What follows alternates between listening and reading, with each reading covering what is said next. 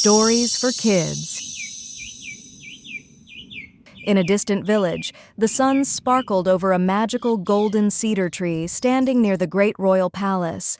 Inside the palace, the king sat proudly on his throne, watching his two daughters with care. Princess Noor was kind and gentle, while her sister Samar was filled with jealousy and greed. Soon, the two princesses stepped out into the palace courtyard. Noor spoke kindly with the people, her voice warm and caring. Samar watched from afar, her eyes shining with envy and desire. Together the princesses walked toward the nearby hill, where the magical golden cedar stood tall and bright. As they reached the tree, a mysterious guardian appeared. She was a wise old woman with a calm, knowing smile, as if she had protected the tree's secret for a very long time. Princess Noor stepped closer with care and reached out to touch the branches.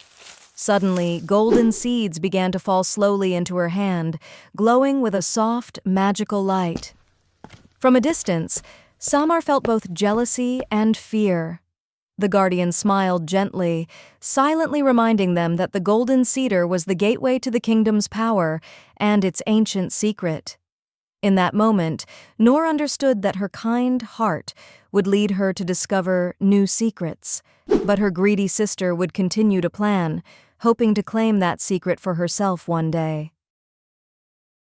Princess Noor returned to the palace after her journey to the golden cedar tree. As she arrived, she saw a large crowd gathered at the palace gates.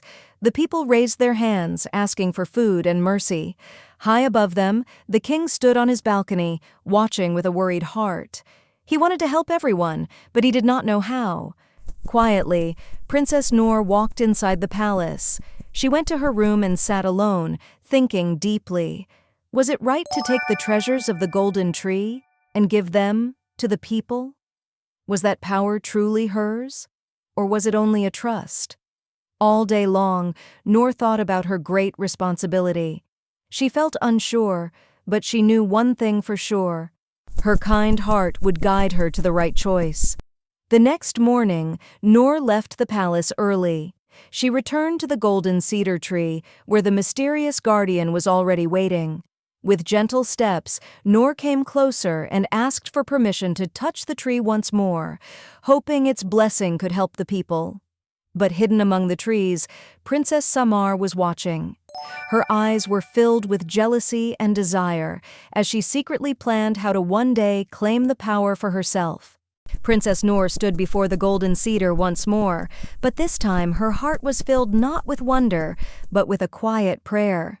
She raised her hands and softly said, "If this tree is a blessing, please let it be for the people, not for me."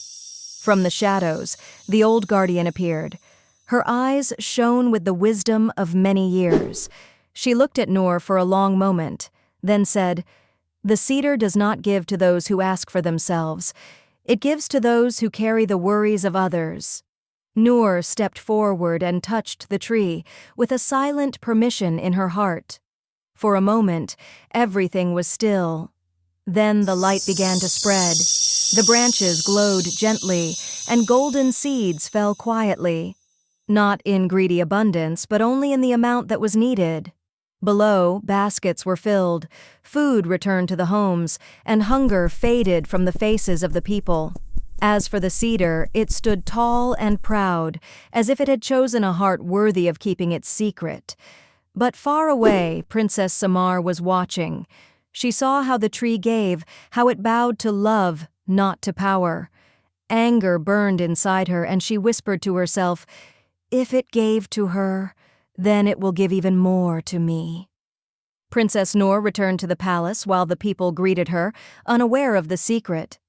The king came close and asked gently, "What did you do, Noor? Goodness has returned to our kingdom." Noor smiled and answered, "I did nothing, Father. Goodness returned because we chose to give, not to take." That night, the old guardian disappeared, never to be seen again.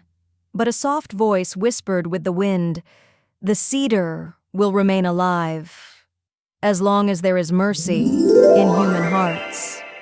And Princess Noor became a true princess, not because gold chose her, but because the people did.